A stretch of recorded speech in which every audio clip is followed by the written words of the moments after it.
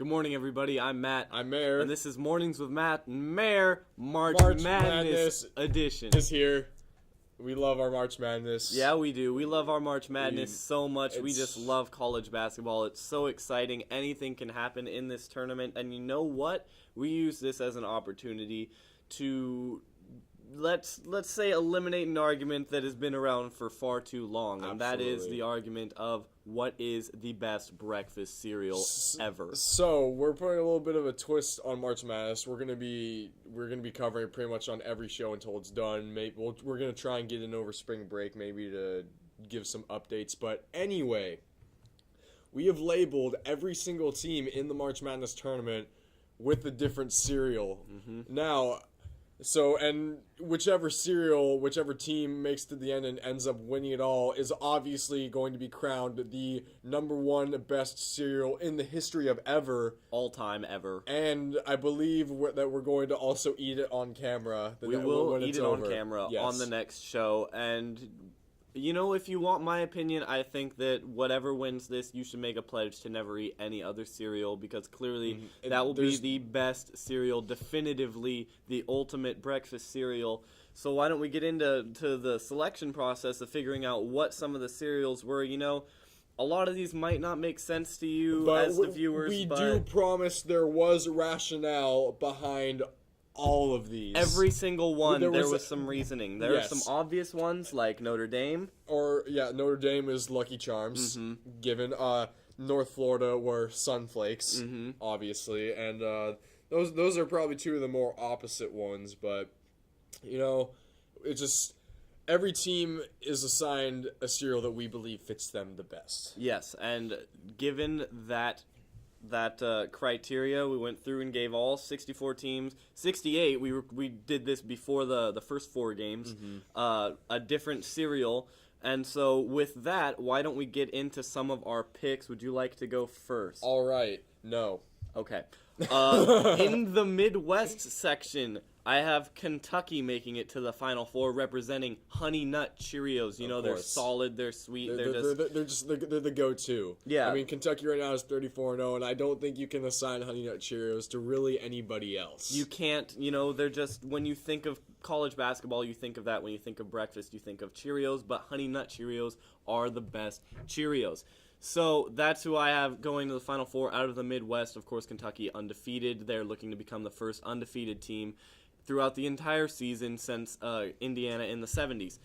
A surprise team that could be coming out of that Midwest region, I think, would be Texas. They are an 11 seed. You know, they're not a big name, but they can play it with the best of them. They are representing Cinnamon Life. Going to the East, I think that Virginia is going to come out of this one. Virginia is just an all-around very solid team representing Cap'n Crunch with berries, which is the best Captain Crunch, and Captain Crunch is a very good, strong cereal.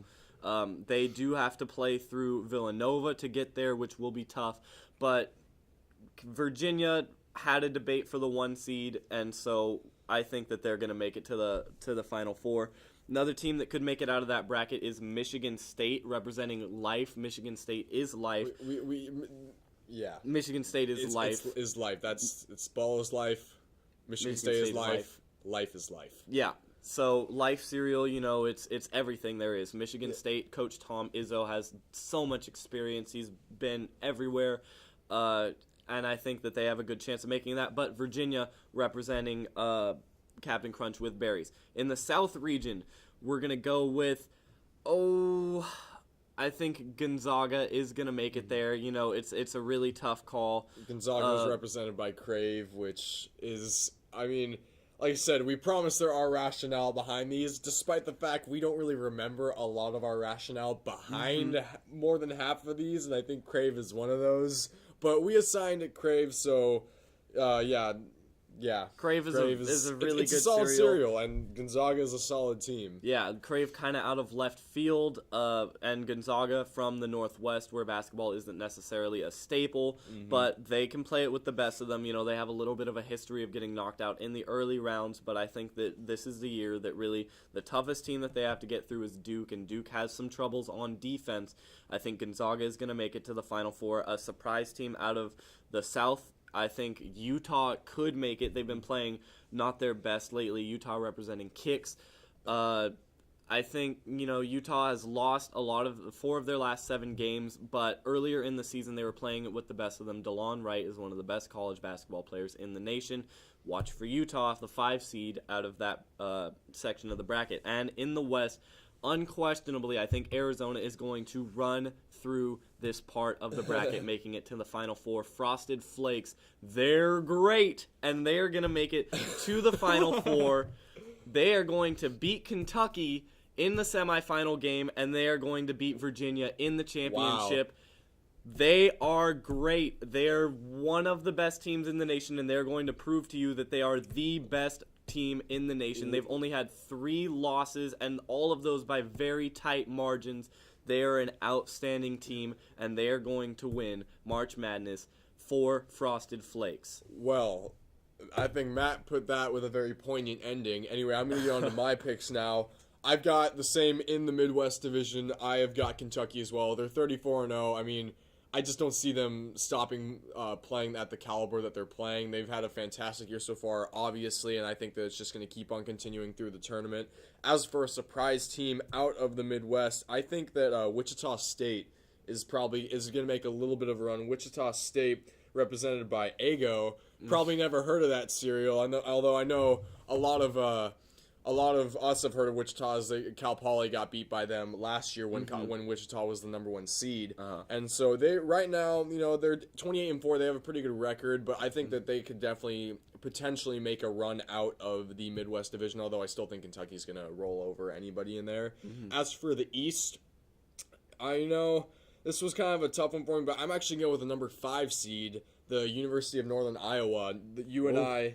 let's see, represented by, we've got our whole list of cereals right here, and I am missing out on that, where they are. Northern Iowa is the Golden Nuggets. The Golden Nuggets. There we go. Golden Nuggets is a British cereal. British cereal. There's not a British team in the tournament, so we had to assign it to somebody, but I think that they're going to be a surprising team, just as it's surprising that we've got a British cereal in our list of cereals. Makes sense, right? I think that they're honestly going to be the big upset of the tournament, even though they're just a 5 seed. As for a surprising team, I think this is going to be totally going off on a whim here, but I think that Albany, the 14th seed.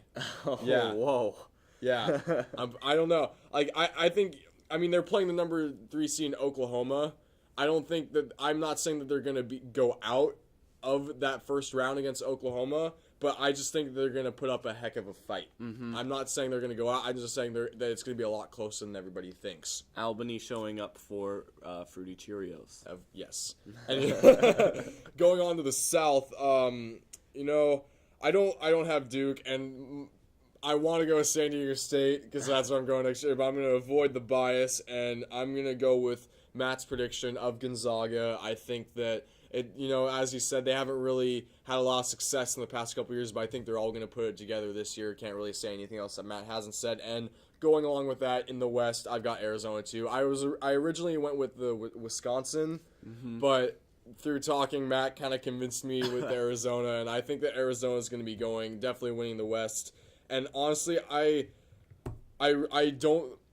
can see them going to the championship too. To be honest, I mean Kentucky is going to have a heck of a run. They're 34-0. They're going to be awesome. But I think that Arizona is going to realize that, and they're going to bring their absolute A game for that semifinal game. And I don't know who they're going to play in the finals, but I think that if they beat Kentucky, that they're pretty much good to go for that. Yep. So call us crazy for saying Kentucky isn't going to win, because we probably are crazy. Yeah, I mean, as we were saying before, by the time this gets out, more than half of our picks will probably already be wrong. Yeah. So take them for what you want. Make sure, by the time this gets up, it'll be Friday. So, half of the first round will already have been played. Hopefully you made your brackets. If not, get in there as soon as you can. Make your picks, compare them to your friends, get in an office pool, whatever you want. Maybe it's too late for that, but have fun with March Madness, because this is the most parity you will see in sports all year. Absolutely. This is some of the most exciting times in the world, not just the world of college sports, but sports in general. So we definitely look forward to watching it and bringing more coverage on it in the future. Yep. So with that, I'm Matt. I'm Mayor. This is Mornings with Matt and Mayor. See you next time.